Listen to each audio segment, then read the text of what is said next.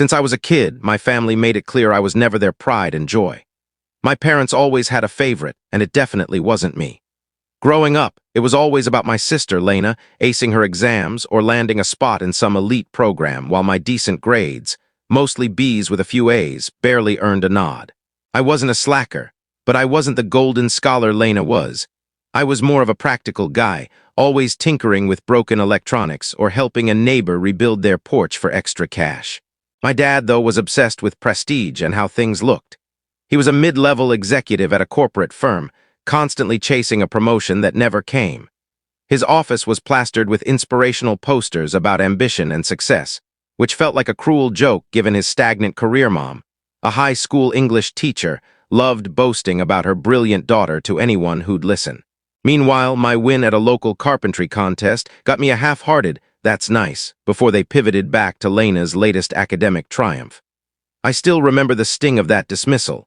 When it was time for college, Lena got into a prestigious private school with a partial scholarship. My parents went all out, taking loans, dipping into savings, even remortgaging the house to make it happen. 2 years later, when it was my turn, they told me community college was plenty good, and that I'd need to cover it myself. Message received. The day Lena officially became Dr. Lena, strutting in with her medical degree and a job offer from a top hospital, I became invisible, except when they needed someone to tear down. At one family dinner, my dad looked me dead in the eye and said, "She's saving lives, Ethan, while you're bagging groceries at Walmart. If it weren't for Lena, we'd have no one to brag about." He didn't even blink, just kept eating like he hadn't just gutted his own son. Mom burst out laughing, adding, "Oh, come on, Ethan, he's just saying we can't exactly boast about someone restocking shelves." Lena didn't defend me. She just smirked, sipping her fancy, sparkling water like she was above it all. I'd fixed her laptop for free the week before after she'd spilled tea on it, but apparently my useless skills were only worth something when she needed a favor. From then on, tearing me down became their favorite game. Every holiday, every random dinner, they'd take shots. If I mentioned my job, Mom would sigh, "Maybe one day you'll do something worth talking about," while Dad just shook his head like I was a lost cause. The worst was their achievement wall, a hallway display with 20 photos of Lena's milestones. Med school graduation, her first white coat, posing with some big-shot doctor. Me. One blurry high school graduation photo, probably only there because my grandparents called them out. Lena got cockier over time. "Ethan, the Walmart worker," she'd tease in front of relatives. When she bought her Mercedes, she quipped, "Put that on your name tag." My parents loved it, always nagging me about my junk 2010 Corolla, which ran just fine. When Lena got her fancy condo, they asked when I'd stop living like a broke student. When she jetted off to Paris, they'd lecture me about how real careers let you travel. One Christmas, Dad gifted me a book called From Failure to Fortune, Finding Your Way in Front of Everyone. My uncle nearly spat out his drink. I tried everything, staying quiet, pushing back, skipping family events. Nothing changed. The moment I stepped into their house, I was their punching bag. The only ones who ever had my back were my grandparents. Grandpa once told Dad to ease up after a particularly harsh jab, saying, "That boy works harder than you give him credit for, Tom." Dad just brushed it off, claiming it was just teasing. Grandma Ruth would pull me aside and say she was proud of me no matter what, but it didn't shift the family dynamic. Grandpa got me, though. A carpenter his whole life, he taught me to fix things, not replace them. He gave me my first toolbox at 13, showed me how to build stuff from scratch. Those skills ended up being my ticket to something bigger than my family ever imagined. Lena stayed the star, while I was the letdown they wished would get it together. What they didn't know was that I'd been working on something big. 3 years ago, I saved enough to buy a beat-up duplex, fixed it up on weekends, rented it out, and used the cash to buy another property, then another. I never told them. Why bother? They just twisted into another way to prop up Lena. The only person who really knew me was my girlfriend, Mia. She's sharp, sees through people's nonsense, and never once asked me to prove myself. I kept her away from my family, knowing they'd sneer at her bookshop clerk job or make snide remarks about how Lena once dated a cardiologist. Mia was my anchor, though. After one brutal family dinner where Dad suggested I follow Lena around her hospital to see what a real job looks like, Mia helped me see things clearly. "You know why Lena needs their approval so much?" she asked. "Because it's all she has, no real friends, no hobbies, just being their perfect daughter. You've got a whole life they don't even know about. That's your strength." She was right, and that strength was about to shake things up about 2 years into Lena's reign as the family's pride. Cracks started showing. She canceled visits, cut calls short. At Thanksgiving, she mentioned her husband, Nate, couldn't make it because of work. My parents rushed to defend him, praising his high-flying finance job while shooting me looks like, unlike certain people. What Lena didn't say was that Nate had moved out a month earlier. I found out by chance, running into him at a coffee shop. He was raw, admitting they were splitting because Lena's obsession with being the perfect daughter and doctor had tanked their marriage. She cares more about your parents' approval than her own life, he said. She'd missed their anniversary, his birthday, even a prepaid vacation, all to keep up appearances. I didn't tell my family. It wasn't my place. But I noticed Lena's tired eyes at gatherings, the way she obsessively checked her phone, like she was bracing for a blow. The perfect life was fraying.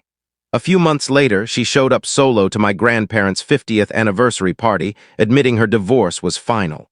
My parents went into spin mode. "These things happen to high achievers," Mom said, glaring at me like I'd caused it. Dad added, "At least she did something big before this hiccup." I nearly laughed at their denial. That night, Grandpa pulled me aside. "You ever notice they don't ask how you're doing, Ethan? Their loss. Keep building your life quietly. Those loud ones burn out first." He didn't know how right he was. Over the next year, Lena looked drained at family events. Her hospital stories lost their spark. She was chugging coffee like it was her lifeline. My parents either didn't see it or didn't care. They were too busy wielding her success as a weapon against me. "When's the last time you got a raise at Walmart?" Mom asked at Christmas. I shrugged, "Doing fine." Dad scoffed, "Fine isn't thriving. Lena works 80-hour weeks saving lives." Lena flinched but stayed quiet. I just nodded, not mentioning I just bought my 4th property, a small apartment complex that nearly doubled my income. I kept my life under wraps. Nothing I did would ever impress them. One day, while fixing a pipe at my latest property, Dad called. No greeting, just, "Ethan, we need you to switch weekends for Grandma's birthday. Lena's got a big conference, so we're moving it." Not a question, just an order, like my time didn't matter. "I can't," I said, tightening a bolt. "Got work," he laughed. "Walmart, they'll survive without you for a day." "Not Walmart," I said. "Other projects." He sounded baffled. "What projects?" "Just stuff," I said vaguely. He sighed, that familiar, disappointed sigh. "This is family, Ethan. Why can't you be more like Lena?" I nearly told him I'd just cleared $15,000 that month, but I held back. The time wasn't right. Mia came with me to Christmas at my grandparents', the only family event I actually liked. Grandma Ruth loved her instantly, whispering, "She sees the real you, Ethan. Hold on to her." My parents didn't even know Mia existed. At that point, Lena was barely hanging on. She'd switched hospitals twice, griping about paperwork and patient quotas. My parents brushed it off. "But you're earning so much, sweetheart." Lena's smile tightened every time.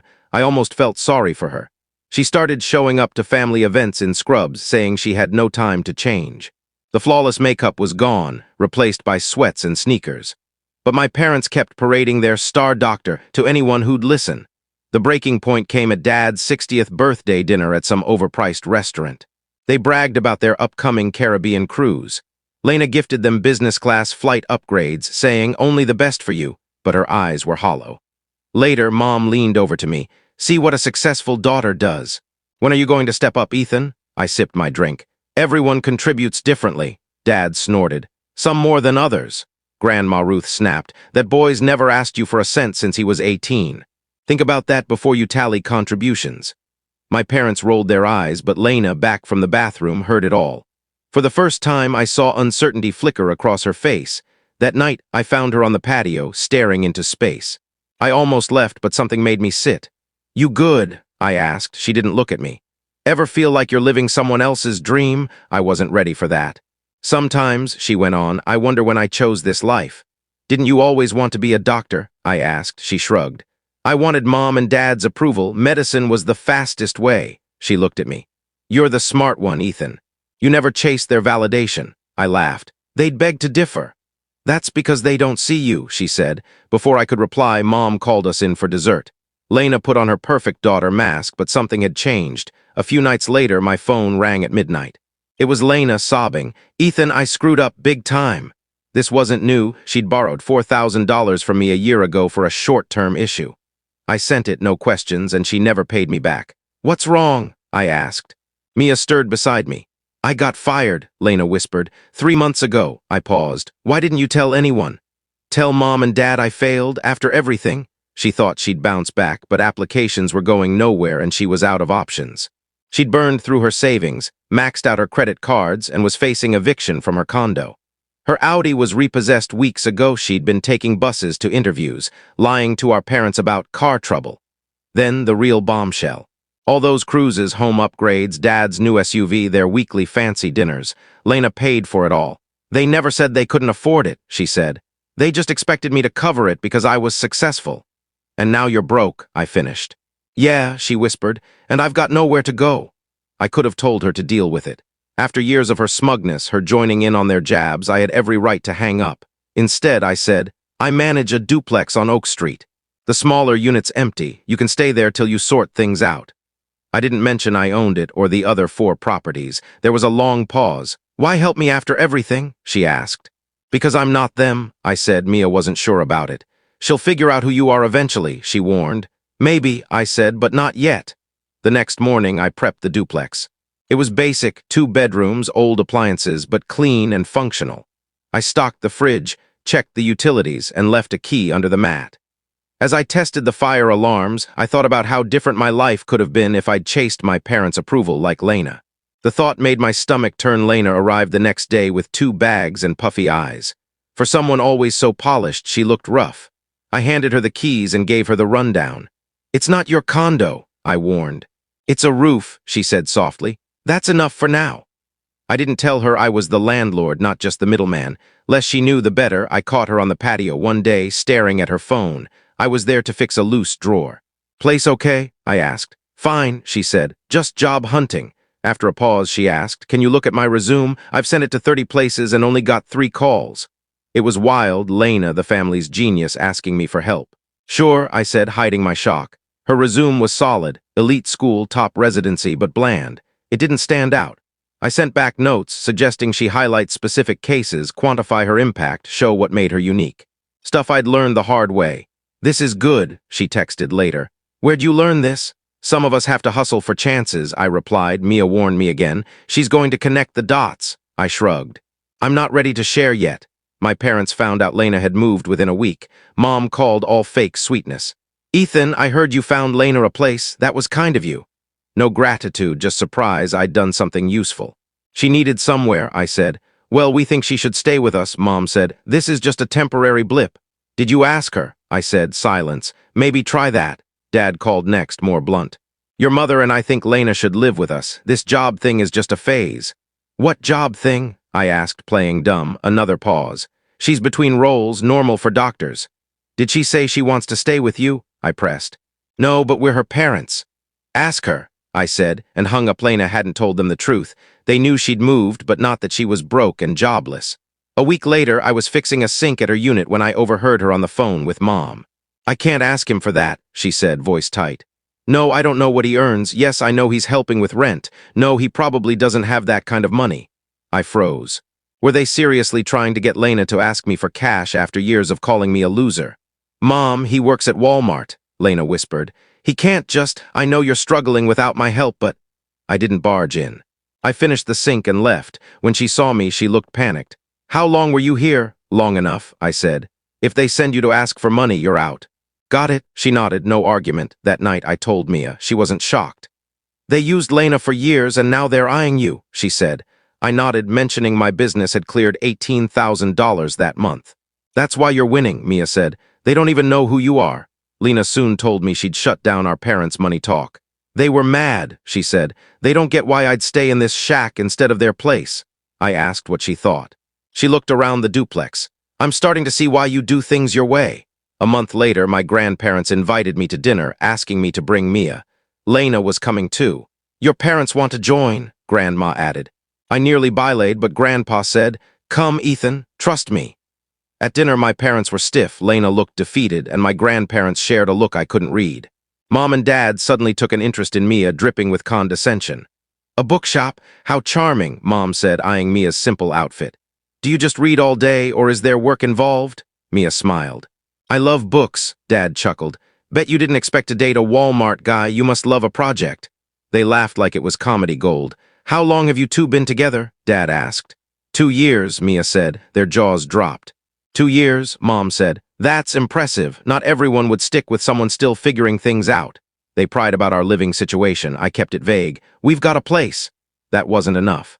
It must be cozy, Mom said, implying it was a dump.